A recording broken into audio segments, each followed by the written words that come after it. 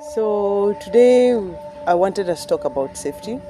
Reason being, we've had new riders come up, and I feel like safety has taken a backseat for some reason. I'm not seeing any bikers talking about it, and it's important.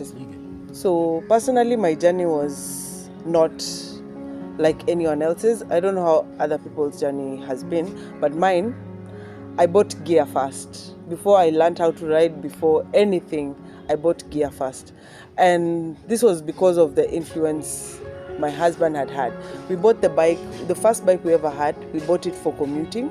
It was a 125cc Boxer. And yeah, you get these yellow helmets, and yeah, that's life for you. Until he met actual bikers in full gear, that's when he understood the importance of having full gear and proper gear when you're using a motorcycle. And that's how we got awareness, and that's how he invested in his gear. And then a year or so later, I started buying my gear. So that's the first thing I bought. I bought a helmet, and I bought body armor and knee guards, and yeah, I started. Okay, so as a new rider, first and foremost, you need a riding license, not your driving license. Your driving license does not cover for riding. You have to go get a riding license. And I think for motorcycles between 150cc, 100cc to 400cc, yeah, it's A2. So when you have that, you're good to go. And something else, that's paperwork. And then something else you need to have is insurance for your motorcycle. I would recommend having comprehensive insurance, but most people buy third party. I don't recommend. You can have third party, yeah, but I recommend you have comprehensive. Yes.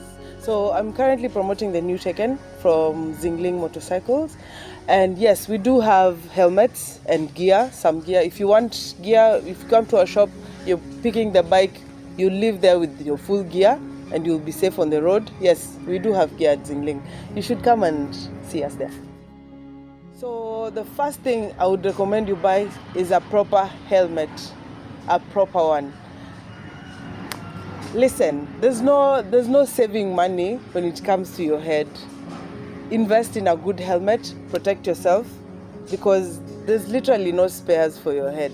You can break your bones, you can break your hands, you can break your leg, but if you crack your skull and you get a brain bleed, there's a high chance you're not walking away from that. So always have a helmet on, number one.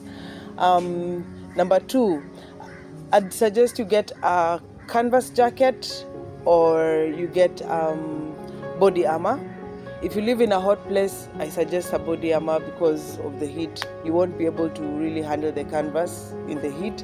But if you come from a cold area, I'd suggest you get a nice canvas jacket, or if you can afford it, get full leather jacket, like full leather gear. So you have your knee guards and your pads on the thighs and your shoulders and your back, like everything is. And then also you can buy riding pants to go with your canvas riding pants to go with your canvas jacket. You can get knee guards, but once you get riding trousers come already padded. Okay, I understand, like, many people want to do the shortcut way. You want to get a friend who knows how to ride and learn through that, but personally I'd suggest you get a professional. I was taught by my husband, yes, but I later on had to get pointers and tips from Coach Mika of MRT Riding School. If you guys check him out, he's really good at what he does.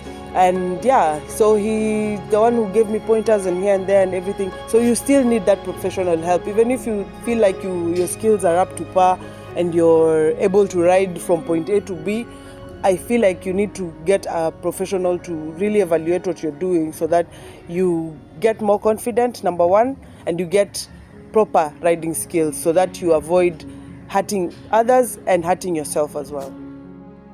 Yes. I would suggest at least once or twice or 10 times or 100 times, go off-road. If you're a person who is used to riding on tarmac, go off-road. If you're a person who is, off-road will teach you quick response. Off-road will teach you to, because off-road the terrain keeps changing every couple of yards. In fact, it's not even every meter, less than a meter.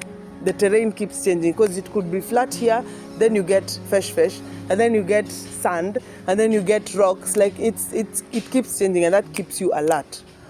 And that alertness will come in handy when you're dealing with traffic on the tarmac and dealing with responding to emergencies on the tarmac. It's for me, I feel like off-road training will really help you when it comes to riding on tarmac. Yeah. Yes, you can buy a big bike as your first bike. Yes, Kenyans, I know. You can buy a big bike as your first bike. And if you decide you're buying a big bike as your first bike, for crying out loud, go to a professional, get professional skills to handle that machine. That's it. There's no shortcut. There's no coming from 150cc to 1000cc and think it's just going to be easy with the same skills you had on your drum brake and everything and all that. No. You need to go get proper training to handle this big machine. There's no shortcut when it comes to that. Okay. As a motorcyclist, just know you're not visible to car people. Always put that at the back of your mind. Car people, we call them cagers. Cagers don't see you. Cagers will not see you. So you have to make yourself visible, either by having a loud pipe. If you have a loud pipe, good. Loud pipes save lives, we say that. Because once a cager hears your pipe behind there, then or on his side, it will make him aware that you're somewhere in his vicinity. Hoot. If you see a person hoot, and then also what you wear is very important. If you can have visible clothes, like get reflectors and get anything that can reflect, especially at night, anything that can reflect is very important because bikers are not visible. And leave your lights on during the day, please. Have your light on during the day. If you have your light on, it's easy for someone to see you coming towards them when your lights are on. But if your lights are off, you're overtaking and maybe there's a driver who is not even paying attention here. He has seen the road is clear, he's just going to gas it. And then you're there. Before he even knows it as a driver, he didn't see you, he didn't pay attention to you because there was nothing drawing his eyes to you. Here, akona peripheral view different from you. So it's important that you be visible, have your lights on, be aware of everything that's happening around you, use your mirrors as much as possible. Yeah, this will at least help minimize you being unsafe on the road. But yeah. Confidence is key. When it comes to motorcycles, confidence is key. Without confidence, then okay, I've been riding this whole time. 2 years I've been on the road. For the last 3 years, I've been on the road. I was on the road for 2 years and then I took a whole year break. But still, if you think about it, without confidence, I would never have gotten on tarmac because I learned off-road. I learned how to ride in small roads. I would never have gotten on the highway without confidence. I would never have overtaken a trailer without confidence. And congratulations, this was doing that when you did your Mombasa to Nairobi trip. Yay, thank you so much.